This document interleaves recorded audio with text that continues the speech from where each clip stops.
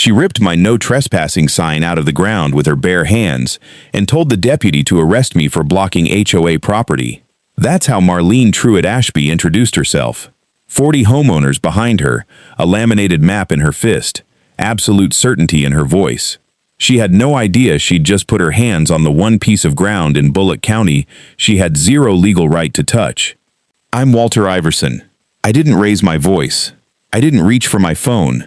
I just stood there while she made her case to a deputy who hadn't asked for one, because I already knew something she didn't. Something sitting in a folder in my hallway that would end her HOA before the sun went down. She thought this was about a sign. It was about a filing error from 1991 that nobody had noticed for 28 years, and she was about to become the reason it finally got noticed. What's more dangerous, a woman who doesn't know the truth, or one who's never once considered she might be wrong?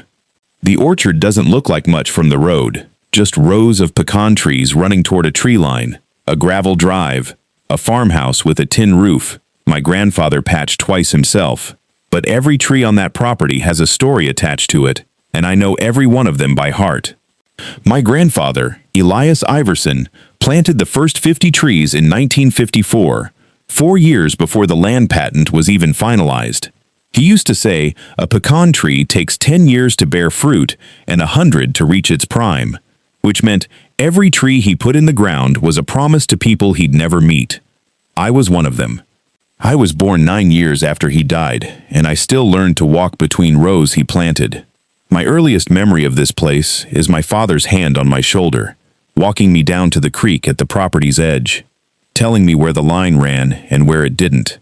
Not because anyone was fighting over it back then, but because he wanted me to know it the way you know your own name. This isn't just dirt, he told me once. This is the only thing your grandfather left that can't be spent or lost, as long as somebody remembers where it ends. I became a soil conservationist, partly because of those walks. I spent 30 years testing other people's land, measuring runoff and erosion and drainage on farms that weren't mine. And every single time, some part of me came back to this orchard. The smell of cut grass after rain, the particular gold the light turns in October when the pecans start to drop, the sound gravel makes under a truck tire that's driven this exact road 10,000 times. My daughter runs a small nature program out here now, bringing school kids through on weekends to learn about the trees, the creek, the old barn my grandfather built with his own hands in the 60s. She doesn't remember Elias. She's never needed to. The land does the remembering for both of us. So when I say I know every boundary marker on this property, I don't mean I studied a map once. I mean I've walked past the same iron pin sunk into the ground near the tree line more times than I can count. The same one my father pointed to when I was 6 years old. The same one that would matter more than anyone in Whispering Pines could have guessed. This wasn't dirt to me. It never was. And that's exactly why I didn't flinch when Marlene stood at my fence line and called it hers. Is real ownership ever just about land? Or is it about the people who lived, died, and left a piece of themselves in it? I've never been a man who wins arguments by raising his voice. 30 years of walking other people's farms taught me something most people never learn. The ground doesn't care how loud you are. It only cares what's true. A slope either drains or it doesn't. A boundary either sits where the survey says it sits, or it doesn't. Yelling about it changes nothing. So when Marlene stood at my gate that morning, certain and righteous, and already halfway through a speech about community rights, I didn't match her energy. I just listened. That's a habit, not a weakness. My father used to say the surest sign a man doesn't understand his own position is how fast he starts shouting to defend it. I've watched that play out on job sites, in county meetings, in rooms full of lawyers who thought volume was the same thing as being correct. It never is. What I've learned, both from soil and from people, is that the truth usually reveals itself on a delay. You don't have to force it out. You just have to stop getting in its way. If Marlene was wrong about that right-of-way, and I already suspected she was, the moment she described a trail I knew for a fact ran through protected easement land, then the worst thing I could do was argue with her about it in a driveway. Arguments get remembered as arguments. Documents get remembered as facts. So I did what I've always done when something doesn't sit right. I made a note of the date, the time, what she said, and who was standing there to hear it. Not because I needed ammunition yet. Because I've learned that people who are used to being obeyed rarely stop to check whether they're right before they act on it, and the ones who don't stop tend to keep going until there's nothing left to argue about. There's a kind of quiet that gets mistaken for passivity, and there's a kind of quiet that's really just patience with better manners. Mine has always been the second kind. I wasn't going to hand her a folder in front of a deputy and watch her decide whether to believe 40 years of Bullock County records over her own laminated map. Some people need to walk further down a road before they're ready to see where it actually leads. What I owed her, and what I owed myself, wasn't a fight. It was time. Enough time for her to either check her facts or prove to everyone watching exactly how far she was willing to go without checking them at all. Does a person who's genuinely right ever need to shout to prove it, or does real confidence just look like silence? If you already know someone is standing on the wrong side of the truth, is it kinder to warn them immediately, or to let them find out on their own? And who is that choice really for? Here's what most people didn't understand about that morning at the gate. It was never really about a sign. Marlene wasn't just annoyed by a piece of plastic stuck in the ground. She was laying groundwork. 2 days earlier, the HOA board had quietly approved a community access improvement plan, a graded path connecting Whispering Pines Estates directly through what she called the shared trail corridor behind my property line, straight past the creek, straight through 40 feet of pecan trees my grandfather had planted before any of those houses existed. If that plan went through, it wouldn't just be a trail. It would be culverts, drainage cuts, heavy equipment rolling across root systems that had taken 60 years to establish. A construction crew was already scheduled for the following Monday. Once the graders showed up, there'd be no undoing what they did to that ground, no matter what any document later proved. That's the part that kept me from sleeping much that week. Not the arrogance in Marlene's voice. I could live with that. It was the deadline. 5 days between her standing at my fence with a laminated map and a crew showing up with equipment that could tear out root systems older than her subdivision. 5 days to make sure a mistake buried in a county file for 28 years surfaced before a bulldozer did. I thought about calling a lawyer that same afternoon and laying everything out. But part of me knew that if I moved too fast, too formally, Marlene would simply back off the trail plan for now and try again later. Quieter, smarter, with better cover. I needed her to commit. I needed the board to commit.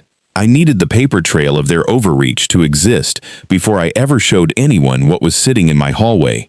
So I let the days count down instead. 5 days for a family orchard. 5 days for a mistake nobody had caught since 1991.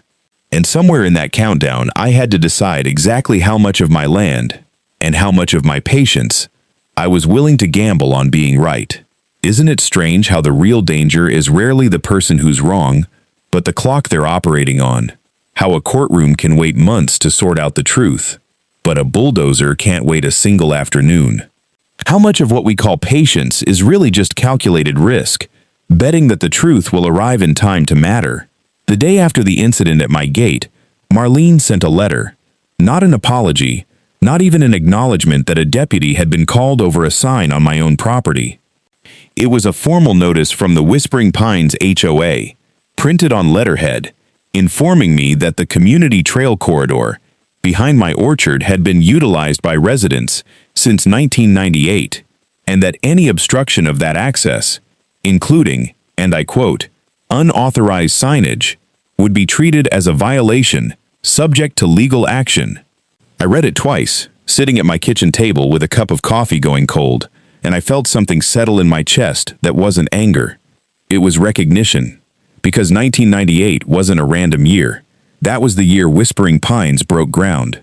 Which meant Marlene wasn't describing an old, forgotten right-of-way that predated my ownership. She was describing something that started exactly when her development did, and calling it traditional access, like it had existed since before my grandfather ever put a shovel in the ground. That's when the first real crack showed. Not in her confidence, that never wavered, but in the story itself. If residents had genuinely used a trail through my property since 1998, there should have been records, a recorded easement, a maintenance agreement, something filed with the county. Instead, her letter cited only long-standing community understanding, a phrase that told me exactly what it was, an assumption dressed up as a fact, repeated so many times inside that neighborhood that nobody had ever bothered to check where it actually came from. I drove out to the tree line that afternoon and stood where the graded path was supposed to begin. There, half buried under 30 years of pine straw, was an iron survey pin, the same one my father had shown me as a boy, the same one marking the boundary between my grandfather's original 340 acres and the parcel his brother Ronald had inherited next door. It hadn't moved in decades. It didn't care what letterhead Marlene printed her claims on. Standing there, I thought about calling the county clerk's office the next morning, just to see what, exactly, was on file for that boundary. Not to build a case yet, just to look.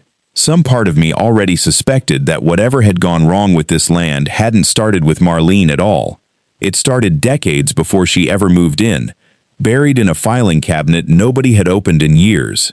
Isn't it strange how the biggest mistakes rarely happen all at once, but pile up quietly for years, until someone finally has a reason to look? How many long-standing traditions people defend so fiercely would turn out to be barely older than the argument itself, if anyone actually bothered to trace them back? 2 days before the construction crew was scheduled to arrive, I got a call from a man named Denny Hargis, who introduced himself as a Whispering Pines resident and, cautiously, as someone who didn't entirely agree with how the board was handling things. He said he'd heard about the letter Marlene sent me, and that something about it had been bothering him for a while, long enough that he'd finally decided to say something, even if it meant crossing his own HOA president. "I've walked that trail plenty of times," he told me, "but I always figured it was just there. Nobody ever showed me paperwork on it. I just assumed the board knew what they were doing." That single sentence told me more than Marlene's entire letter had. An assumption, repeated by enough people, starts to feel like a fact. Denny wasn't lying, and he wasn't trying to cause trouble. He was just an ordinary man who'd never had a reason to question something everyone around him treated as settled. I had a choice in that moment. I could tell Denny everything: the survey pin, my suspicion about the 1991 filing, the shape of what I thought had actually happened on that boundary line decades ago. It would have felt good, honestly, to have an ally inside the neighborhood, someone to help turn opinion before the crew showed up Monday. But I also knew that if I said too much too soon, it would travel straight back to Marlene, softened and secondhand, and she'd have time to prepare a defense before I ever had my facts confirmed. So instead, I asked him one question. "Denny, has anyone from the HOA ever shown you an actual recorded easement? Not a map somebody drew, an actual county filing?" He was quiet for a second. "No," he admitted. "Now that you ask, no." I thanked him, told him I appreciated the call, and left it there. Not because I didn't trust him. I did, more than I trusted the board that had sent me that letter, but because dignity, to me, has never meant announcing everything you know the moment someone hands you an opening. Sometimes, the most respectful thing you can do for the truth is let it arrive on solid ground instead of a rumor. I hung up the phone and sat with that for a while. It's a strange kind of loneliness, knowing something that could change everything and choosing to hold it a little longer. Is staying quiet sometimes not avoidance at all, but the only way to protect the truth from being spoken too soon, too loosely, and too easily twisted. And what does it say about a community when an entire neighborhood builds its confidence on something nobody has ever actually verified? The next morning, I drove into Statesboro and pulled the plat records for Whispering Pines Estates at the Bullock County Clerk's office. I didn't tell anyone I was going. I didn't need help yet. I just needed to look. The clerk, a woman named Patricia who'd processed my grandfather's estate paperwork years earlier, pulled the file without much comment. What I found wasn't a smoking gun. Not yet.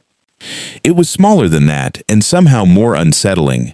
The recorded plat for the subdivision showed the trail corridor Marlene's letter described, but the underlying parcel data referenced a Ronald A. Iverson tract, my great-uncle's land, not mine. not my grandfather's, filed under a deed history that hadn't been updated since 1996. I sat in my truck in the parking lot afterward, engine off, going through what that meant. Ronald had sold 90 acres to a Savannah developer in 1996. That developer built Whispering Pines. If the trail corridor sat on Ronald's old parcel and not mine, then technically, none of this should have touched my property at all. Marlene's fight, whatever it actually was, belonged 40 feet to the east of where she'd planted her stake. Except it didn't stop there. Something about the parcel boundary on that old plat looked wrong to my eye. The lines didn't sit quite where I remembered the survey pin sitting, the one my father had shown me as a boy. If the recorded boundary and the physical marker didn't agree, that meant one of two things. Either the surveyor in 1996 had made an error, or something filed even earlier than that had shifted the line without anyone noticing. I didn't have the answer yet, but I had a pattern now, and patterns are dangerous things to leave unexamined. Every piece I found seemed to trace back to the same year, 1991, the year my grandfather signed his easement, the same year he died, the same year it seemed that something had gone quietly wrong in a county filing cabinet and never been corrected since. I drove home slower than usual that day, turning it over. Whispering Pines wasn't just standing on the wrong side of an assumption.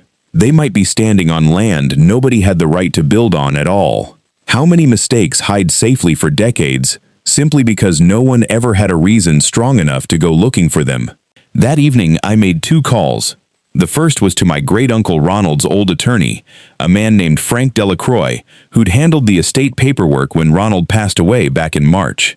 I hadn't spoken to him since the funeral, but I still had his number, and he still remembered me.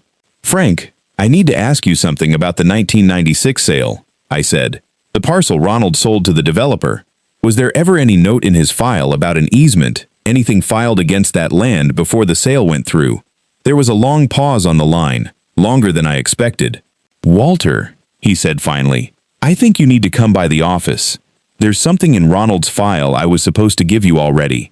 I just wasn't sure how to bring it up." I didn't push him over the phone. Some things need to be said in a room, not through a receiver. I told him I'd come by the next morning. The second call was to Renata Cole, director of the Georgia Land Trust, the organization my grandfather had deeded his development rights to back in 1991. I didn't tell her what I suspected. I only asked one question, whether the trust had any recorded easement covering land near Whispering Pines estates, specifically, anything tied to the original 340-acre Iverson tract. She didn't answer right away either. I heard papers shifting on her end of the line, a keyboard, a pause that felt longer than it probably was. "Mr. Iverson," she said eventually, "we've actually had a flag on a parcel near there since 2004. We've just never had a landowner come forward to act on it." I sat with that sentence for a long moment after we hung up. A flag. Since 2004. 22 years of a warning sitting untouched in a filing system, waiting for someone, anyone, connected to that land to finally ask the right question. I hadn't shown my hand yet. I hadn't told Marlene, the board, or a single person in Whispering Pines what I now suspected. But for the first time since that deputy stood at my gate, I wasn't just reacting anymore. I was pulling threads, one at a time, toward whatever they were attached to, and something told me the fabric underneath was about to come apart entirely. I never got the chance to visit Frank's office the next morning the way I'd planned. By 7 a.m., a text from Denny Hargis woke me up. They moved the crew up, starting today. Machines already at the gate. I was outside in under 10 minutes. Sure enough, 2 graders and a dump truck sat idling at the edge of the trail corridor, engines running. A foreman with a clipboard already marking flags along the tree line, my tree line, 40 feet in from where Marlene's letter claimed the community's rights began. I walked down and asked the foreman, calmly, whether he had documentation showing the HOA held clearance to grade that section. He shrugged and pointed back toward a man standing near the HOA's site office, their contracted engineer, going over blueprints that showed the corridor running straight through pecan trees that had stood since before Whispering Pines existed. Marlene arrived 20 minutes later, sunglasses on, coffee in hand, entirely unbothered. "We gave you fair notice, Walter," she said. "The board voted. This corridor belongs to this community, and it's happening today." I didn't argue. I asked one thing: to see the recorded easement or right-of-way document that authorized the grading. She told me flatly that the board's vote was authorization enough. By 9 that morning, one grader had already cut a shallow trench along the property line. Not deep, but enough to expose root systems on 3 trees that had survived 60 Georgia summers. I stood at the fence and watched a piece of my grandfather's orchard get torn into before I'd even had breakfast, and there was nothing I could do about it yet, because the very thing that would stop this legally was still sitting in an attorney's office 40 minutes away, unopened. That's the cost of patience, sometimes. It isn't free. It costs you a morning, a handful of roots, a moment of standing at your own fence line, powerless, while somebody else's certainty does damage that paperwork can prove was never theirs to do. Is it ever really possible to protect what's yours without paying some price for the time it takes the truth to catch up? And how much should a person be forced to lose before being right actually starts to matter? By the time I got the foreman to pause the grading, not stop, just pause, on the promise that I'd have paperwork by end of day, Marlene had already gathered a small crowd of residents near the site office. She wasn't whispering. She wanted an audience. "This is exactly the kind of thing we deal with," she announced, loud enough for the whole cul-de-sac to hear. "One landowner who thinks he can hold an entire community hostage over a strip of trees. This corridor has belonged to Whispering Pines since before half of you moved in. It is common area. It has always been common area." A few residents nodded along. Somebody's video doorbell app was probably already uploading the moment to a neighborhood group chat. I stood there and let her finish, the way I'd let her finish at the gate a week earlier. "Mr. Iverson doesn't get to override 40 homeowners because of some family sentimentality about a few pecan trees," she continued, gesturing toward the trench the grader had already cut. "We've been more than patient with him. This ends today." I didn't raise my voice. I only asked, in front of everyone standing there, the same question I'd asked a foreman that morning. "Marlene, can you show me the recorded easement? Not the board's vote, not the community's understanding. The actual document, filed with Bullock County, granting this HOA legal access across this boundary." She didn't answer that directly. She said the board's authority didn't require justifying itself to one property owner, and that the matter was, in her words, already decided. A neighbor near the back of the small crowd, I didn't recognize him, muttered something like, "Just show him the paperwork if you have it," and Marlene shot him a look sharp enough that he didn't say anything else. That moment stayed with me longer than anything else that morning. Not the trench in the ground. Not the machines. It was watching someone insist, in front of an audience, that a document existed, while never once producing it, and clearly expecting nobody to ask twice. I went home, sat down at my kitchen table, and finally opened the folder my father had left me years earlier, the one I hadn't needed until now.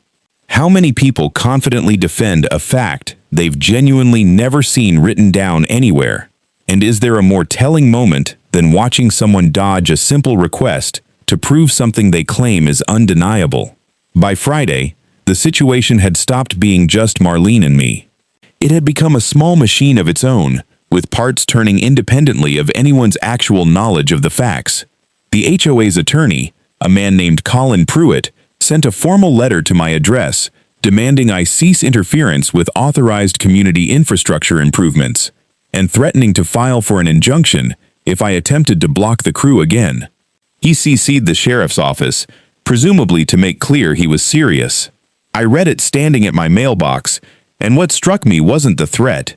It was how confidently it was written, as though nobody on the HOA's side had thought to ask their own lawyer to check the county's easement records before drafting it.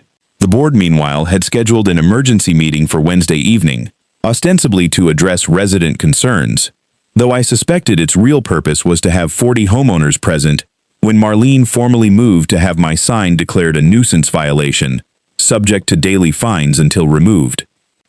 I got the notice by certified mail, which meant somebody in that office had specifically wanted proof I'd been informed. The towing company Whispering Pines, contracted for HOA violations, even got involved. Of all things. A tow truck showed up at my gravel drive on Thursday afternoon. Not for a car, since I didn't own one parked anywhere near the disputed corridor, but to remove what the driver called unauthorized barriers, meaning a section of old wooden fencing my grandfather had built decades before Whispering Pines Estates was a name on any map. I told the driver calmly that the fence had stood on recorded private property since before his company existed, and he left without touching it, muttering that he'd just been told it was common area. That phrase again, common area, repeated by a lawyer, a board, a foreman, a tow truck driver, none of whom had ever seen a single filed document proving it. It wasn't malice exactly, it was momentum, an assumption that had been treated as settled fact for so long that an entire small system of people had organized itself around defending it without anyone checking the foundation. I sat in Frank Delacroix's office that same Thursday afternoon, finally, the visit I'd meant to make days earlier. He slid a sealed envelope across his desk. Ronald's handwritten confession, written not long before he died, admitting he'd known since 2003 that the 1991 conservation easement had been mistakenly filed against his 90-acre parcel too, a clerical error nobody had caught, and that he'd never told anyone because he was afraid of what it would trigger. I read it twice in that office, Frank waiting quietly across from me. 28 years, an entire subdivision, a board, an attorney, a towing company, all operating on land, protected by a filing nobody currently living had ever bothered to read. I folded the letter carefully and put it back in its envelope. The board wanted their emergency meeting Wednesday. I decided, sitting there, that I'd give them exactly that, just not the meeting they were expecting. I called Renata Cole again that Thursday evening, this time to tell her what Ronald's letter contained. She listened without interrupting, and when I finished, she was quiet for a moment before she said something that surprised me. "Mr. Iverson, I need to tell you, this isn't entirely news to us. We flagged that parcel back in 2004, like I said. What I didn't mention is that we actually reached out to a Whispering Pines board member that year, a woman named Carol Denny. We sent a letter asking her to confirm the boundary before any further development proceeded near that corridor. I asked what had happened with that letter. Nothing, Renata said. We never got a response.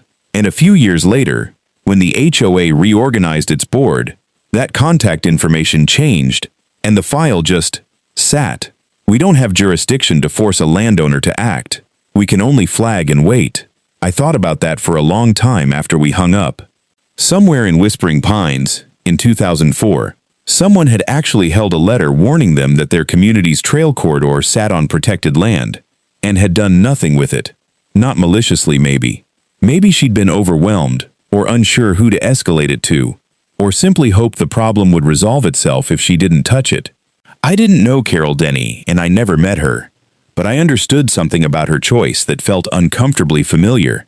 The same instinct I'd had myself, just aimed in the opposite direction. She'd stayed quiet to avoid a mess. I'd stayed quiet to build a case. The results were about to look very different.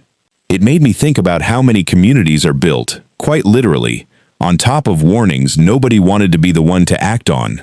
Not because people are dishonest, but because acting on an inconvenient truth is so much harder than simply letting the silence continue one more year, and then another, until the silence itself starts to feel like proof that nothing was ever wrong. By the time I put the phone down that night, I had almost everything I needed. Ronald's confession, the trust's flag, the 2004 letter that had gone unanswered. What I didn't have yet was the moment to use it. And Wednesday's board meeting, I decided, was going to be exactly that moment. How many warnings sit quietly in a drawer somewhere, waiting for someone brave enough, or simply desperate enough, to finally act on them? The days between Ronald's confession and the Wednesday board meeting moved faster than I wanted them to. The grading crew, held off temporarily by my request for documentation, was rescheduled to resume Thursday morning, the day after the meeting, with or without the HOA producing paperwork, according to a curt voicemail from the foreman's office. Marlene's attorney sent a second letter reiterating that my nuisance violation would be formally filed at Wednesday's session, with daily fines beginning immediately upon the board's vote. At the same time, the certified notice for the meeting made it clear that this wasn't going to be some quiet gathering in a church basement. It would be held in the community clubhouse, open to all 40 households, with the fine vote listed as the first item on the agenda, ahead of budget discussions, ahead of everything else. Marlene wanted this handled publicly, decisively, and fast, before anyone had time to ask questions she couldn't answer. I understood, sitting with that agenda in my hands, that I had exactly one shot to use what I had.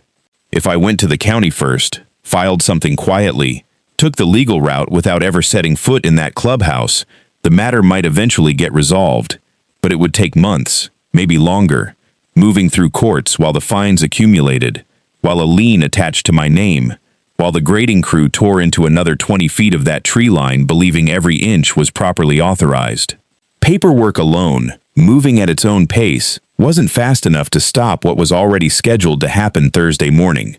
The only way to stop the crew, stop the fine, and stop this from becoming a slow-motion legal grind was to bring everything to that room Wednesday night, in front of the board, in front of the attorney, in front of 40 homeowners who had every right to know what their community had actually been built on. I called Frank Delacroix once more that Tuesday and asked him a single question. Could he attend the meeting with me, as a witness to Ronald's letter, in case anyone doubted its authenticity? He agreed without hesitation. I called Renata Cole next and asked if the Georgia Land Trust could have documentation ready. The 1991 easement, the 2004 flag, everything, available for immediate reference if the board or their attorney demanded proof on the spot. She said she could have it to me by Wednesday afternoon. That left one day. One day to gather 68 years of family history, 28 years of a clerical mistake, and 22 years of an ignored warning letter into something a room full of frightened, defensive homeowners could understand in a single sitting, before a bulldozer finished what a laminated map had started. How much of justice, in the end, comes down not to who is right, but to who manages to be ready before the clock runs out? And is there anything more nerve-wracking than knowing the truth is on your side, but the timing is not yet? Wednesday afternoon, an email arrived from Renata Cole with 3 attachments. I sat at my kitchen table and opened them one at a time, the same table where I'd read Marlene's first letter a week earlier, and felt the shape of everything finally start to lock into place. The first attachment was the original 1991 conservation easement, scanned directly from the Bullock County Recorder's archive, my grandfather's signature at the bottom, dated 3 months before he turned down the Savannah developer's $900,000 offer for the southern acreage. The language was plain enough for anyone to understand. All development rights on the described parcel, deeded to the Georgia Land Trust, in perpetuity. No expiration. No exceptions. The second attachment was where things became complicated in exactly the way I'd suspected.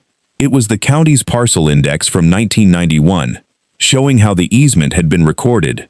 Beneath the legal description of my grandfather's 340-acre tract, an addendum page listed an adjoining parcel number, Ronald's 90 acres, filed under the same instrument number due to what the clerk's notation, in fading procedural language, called a boundary description overlap requiring joint recordation.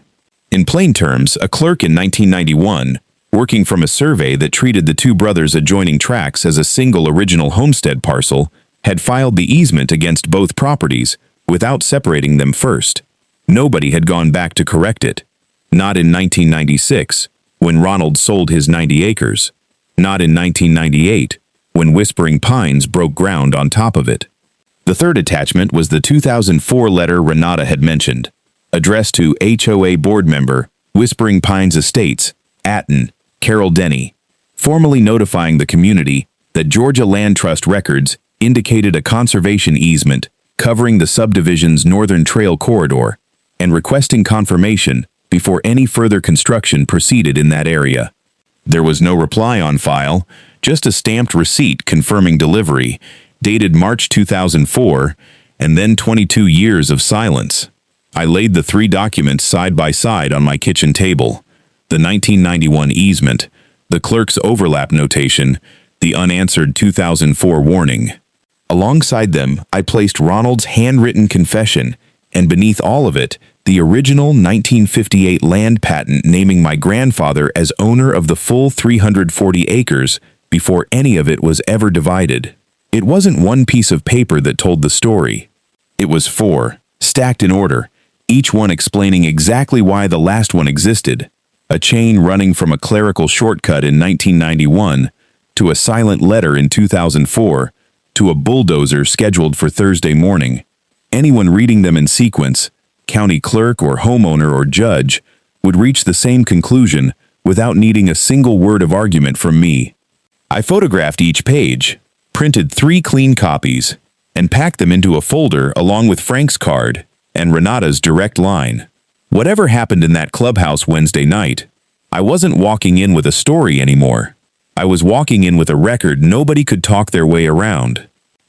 I never made it into that clubhouse the way I'd planned. At 6:40 p.m., 20 minutes before the meeting was set to begin, my phone rang. It was Denny. "Walter, you need to get down here now." They started early. The crew's back at the corridor. Marlene told them not to wait for the vote. I drove down with the folder still sitting on my passenger seat, unopened, unused. By the time I reached the tree line, one of the graders had already cut a second trench, wider than the first, running almost 20 feet further into the orchard than it had a week earlier. 3 more trees stood with their root collars exposed to open air. The foreman told me, not unkindly, that he'd been instructed the board's vote was a formality, and that the HOA's attorney had assured him in writing that the corridor was clear to finish before the meeting even started. I stood at the fence and watched machinery tear through ground my grandfather had walked for 60 years. Unable to stop it in that moment, no matter what was sitting in the folder beside me. Paperwork doesn't operate a kill switch on a grader mid-cut. It only matters once someone with authority is willing to look at it, and right then, at that hour, on that patch of dirt, nobody there had any intention of stopping to look. Marlene arrived a few minutes later, saw me standing at the fence, and didn't even slow her pace. "You had your chance to bring paperwork, Walter," she said, walking past me toward the site office. "The board's moving forward tonight regardless. I'd get used to it." That was the moment it hit hardest. Not the trench, not the trees, but the certainty in her voice. The complete absence of doubt in someone who was, provably, about to be wrong in front of everyone she'd ever convinced otherwise. I thought about my grandfather's handwriting on that 1991 easement, sitting folded in my car not 50 feet from a machine currently disproving everything Marlene believed about her own authority, and I couldn't do a single thing to make her see it faster. I called Frank from the truck. He was already on his way, running 15 minutes behind because of traffic out of Statesboro. I called Renata next. She said she could join by phone if needed, but the paper trail itself would have to speak for her. For a few minutes, standing at that fence with the folder in my hands, and nobody yet in the room to hear what it said, I felt something close to what Ronald must have felt for 28 years. The exact, isolating weight of knowing the truth and not yet having anyone willing to listen to it. The trees couldn't wait for the meeting to start on schedule. Neither, I realized, could I. I got back in the truck, folder on the seat beside me, and drove straight for the clubhouse instead of waiting any longer for anyone else to arrive first. Is there a more helpless feeling than holding the exact proof that could stop a wrong in its tracks and still not being able to make it happen fast enough? And how much damage is society willing to let happen simply because certainty moves faster than the truth that's meant to correct it? I sat in the clubhouse parking lot for a few minutes before going in, folder on my lap, and let myself think about my grandfather instead of Marlene for once. Elias Iverson never got to see any of this. He died in 1991, the same year he signed that easement, 3 months after turning down enough money to change his family's life forever, because, as my father told it, he said a number on a check couldn't replace what that land had given 3 generations of Iversons, and what it might still give 3 more he'd never meet. He didn't do it for recognition. There was no ceremony, no plaque, no one from the county thanking him for protecting 340 acres from becoming exactly what it had almost become anyway, 28 years later, through a mistake nobody caught in time. I thought about my father walking me down to that creek as a boy, teaching me a boundary line like it was scripture.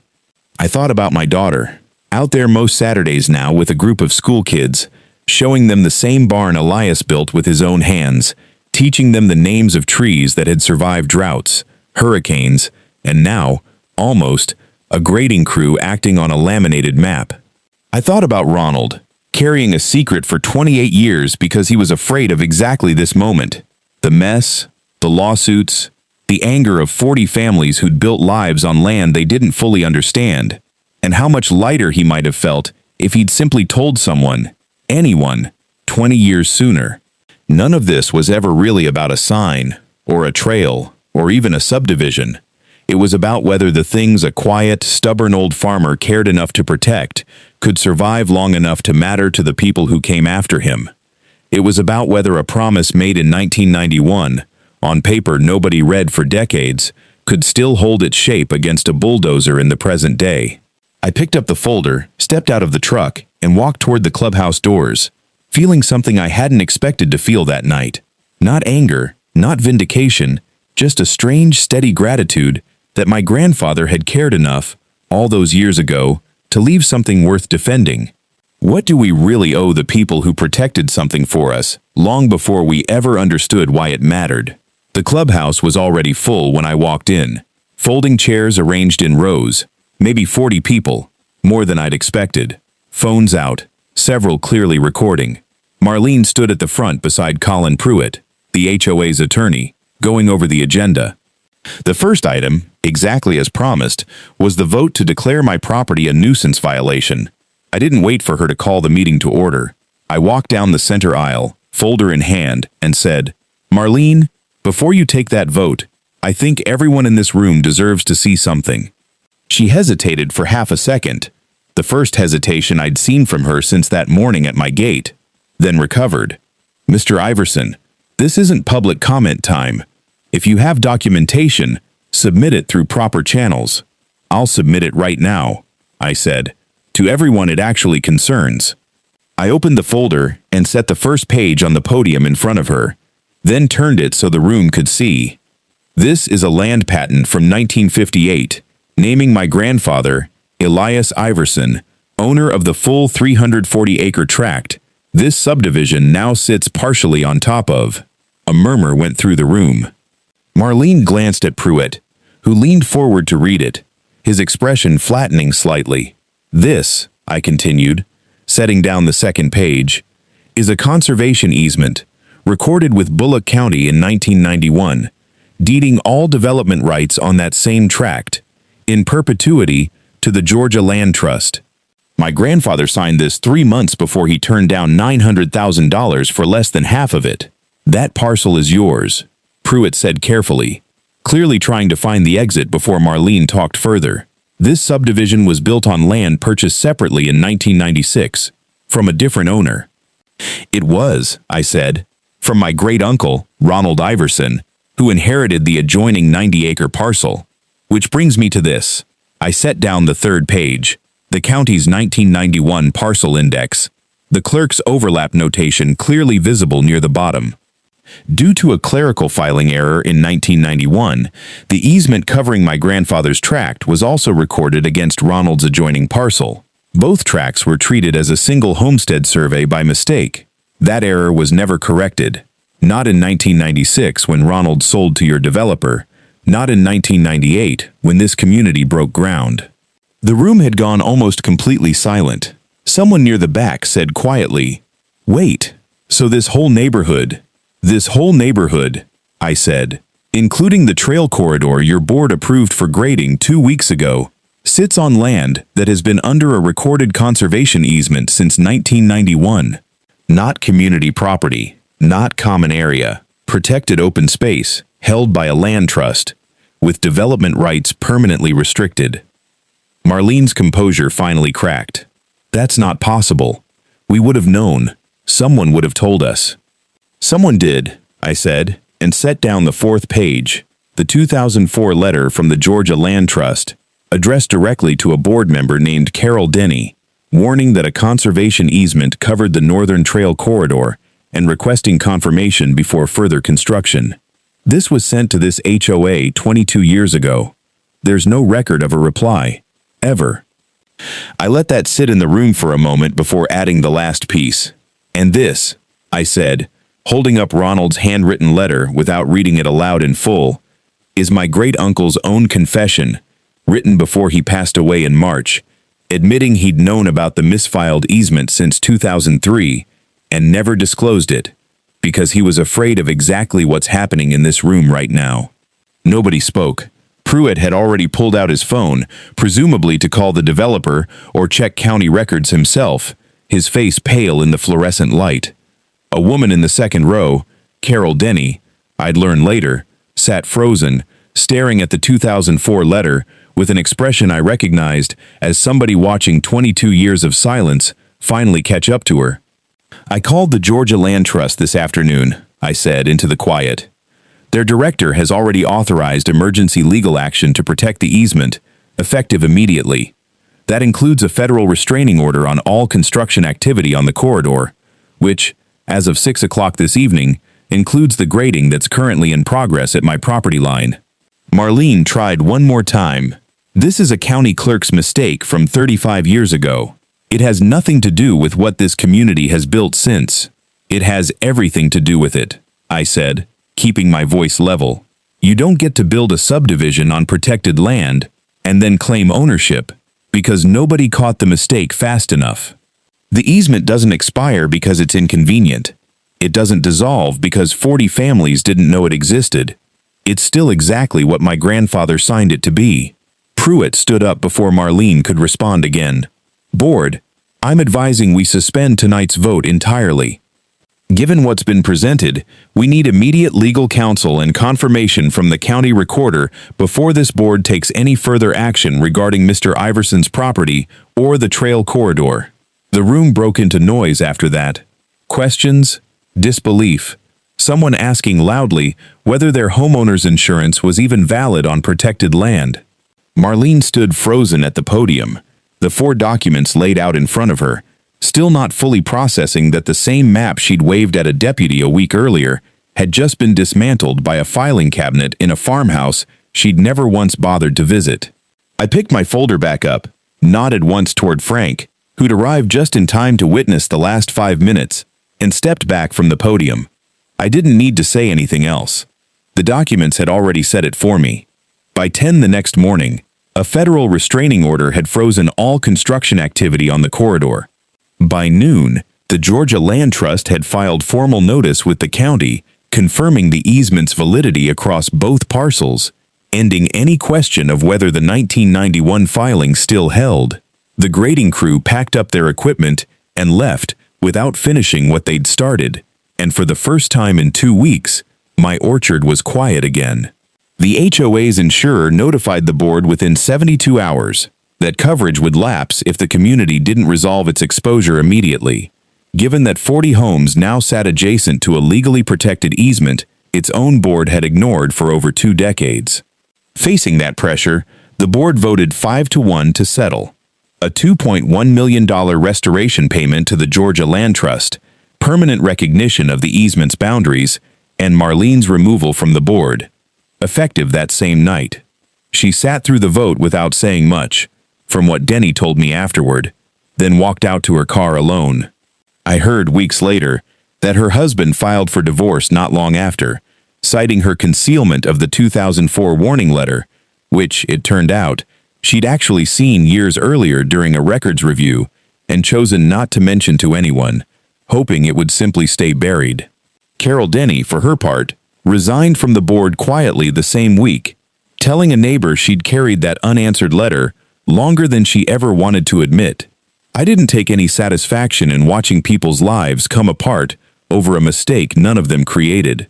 But I also didn't feel much sympathy for how long they'd all been willing to let a false certainty stand in for the truth, simply because checking it might have been inconvenient. The trench the graders cut has mostly healed now. My daughter still brings her nature groups through every other Saturday, and this fall, she added a new stop to the tour, the iron survey pin near the tree line, the one my father showed me as a boy, the one that outlasted a laminated map, a construction crew, and 35 years of nobody looking closely enough. She tells the kids it marks a boundary, I've started telling her it marks something more than that. Every October, when the pecans start dropping onto ground my grandfather planted before any of this began, I think about a quiet man who signed a piece of paper nobody understood the weight of for 28 years, and how one buried mistake, one confession, and one sign at a gate finally set the record straight. If someone built their entire sense of ownership on a mistake they never bothered to check, do you think the truth catching up to them is justice? Or is it simply what was always going to happen, sooner or later? But here's the part that actually matters. This was never really a story about a trail, or a sign, or a strip of pecan trees. It was about the space between what people assume and what's actually true, and how comfortably some people live in that space when nobody's ever made them check. Marlene wasn't a villain out of a movie. She was something more familiar than that. A person who inherited a belief, repeated it with enough confidence that it started to sound like fact, and never once stopped to ask where it actually came from. That's not rare. Most of us have done some version of it, held on to a version of events because it was easier than questioning it, because questioning it might mean admitting we'd been wrong the whole time. And Walter wasn't some flawless, all-knowing hero either. He was scared some days. He watched machinery cut into ground his family had protected for 60 years, and there wasn't a single thing he could do about it in that moment. Patience, real patience, isn't calm because it doesn't feel the damage. It's calm because it's decided the damage won't get the final word.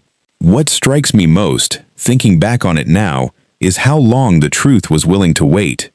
22 years in an unanswered letter. 28 years in a filing cabinet nobody opened. A confession carried quietly by a dying man who was more afraid of the mess than the lie itself. The truth doesn't announce itself. It just waits for someone patient enough, or hurt enough, to finally go looking. That's the part people underestimate. Quiet people. Ordinary people. The ones who don't raise their voice in a driveway. Who don't post about it. Who just make a note of the date and keep walking. We assume silence means they have nothing. Sometimes, silence just means they're not ready to show you what they have yet. Real power, the kind that actually holds up, was never in Marlene's laminated map, or her board's vote, or her attorney's letterhead. It was in a folder in a farmhouse hallway, waiting for the right room and the right moment to finally be opened. If someone mistook your quiet for weakness, how long would you let them keep talking before you finally set the truth down in front of them?